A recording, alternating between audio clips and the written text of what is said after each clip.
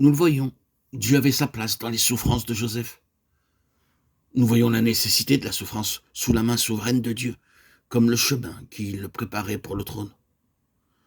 Nous régnerons si nous souffrons non pas par le simple fait de la souffrance, mais à cause de ce que la souffrance accomplit en nous.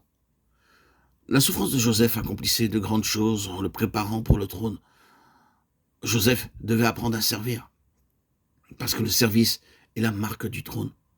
Lorsque, pour finir, il arriva au trône, ce fut pour servir ses frères. Ne pensons pas à notre destinée éternelle comme à une simple vie de loisirs paresseux. Sa gloire sera le service. Ses serviteurs le serviront. Joseph dut apprendre le service. Et il l'apprit à une rude école.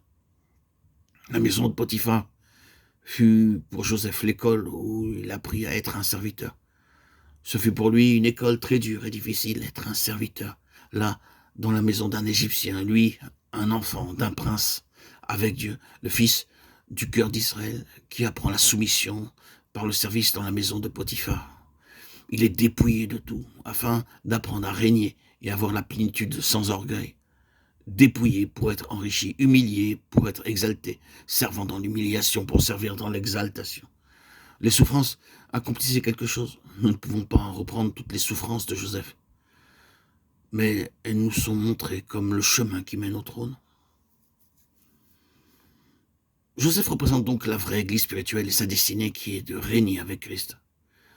Et pour le moment, le chemin qui l'amènera à cette position glorieuse, c'est le chemin de l'abaissement, de la souffrance, du mépris, de l'humiliation, et cela très largement par le moyen des éléments charnels qui se trouvent parmi le peuple de Dieu, de la part de ceux qui ne sont pas spirituels. Que pouvons-nous dire de plus? Nous avons atteint le but lorsque nous sommes arrivés au trône. Nous voyons le chemin de la vie, nous voyons l'accomplissement de la vie. Je pense que la dernière chose à dire et à répéter en la soulignant, c'est simplement celle-ci. C'est qu'en premier lieu, nous devons être sûrs d'avoir reçu Christ comme la vie et notre vie. Le don de Dieu, c'est la vie éternelle en Jésus-Christ notre Seigneur. Romains 6, 23. Sûrs d'avoir reçu le don et ensuite, à mesure que nous avançons, nous souvenir de l'exaltation, saisit la vie éternelle. 1 Timothée 6, 12. Car il y a une opposition si cruelle, si terrible contre cette vie qu'il nous serait facile à certains moments d'accepter la mort. J'entends littéralement, il y a des périodes dans la vie des enfants de Dieu où Satan leur offre la mort et où il les pousse à désirer quitter cette scène, à accepter la fin de tout, à dire tout est fini et à demander au Seigneur de les faire sortir des choses parce qu'ils sont arrivés à un point de désespoir. Quelquefois, on en arrive là. Je ne sais si vous comprenez ce que je veux dire. Satan ne se laisse arrêter par rien.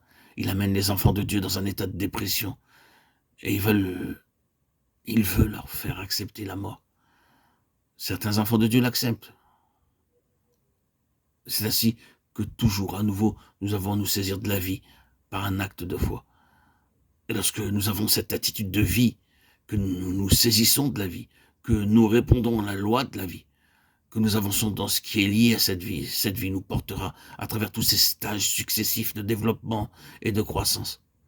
Cette vie même qui est en nous, c'est Christ en nous. Elle prouvera être non seulement l'espérance de la gloire, mais la réalisation de la gloire sur le trône. Il y a en vous et moi, frères et sœurs en Christ, ce qui est destiné à nous amener au trône. Ah, si nous le lui permettons. Chers amis, auditeurs, auditrices, frères et sœurs, bien-aimés, que le Seigneur nous apprenne à nous conformer à la loi de l'esprit de vie en Jésus-Christ.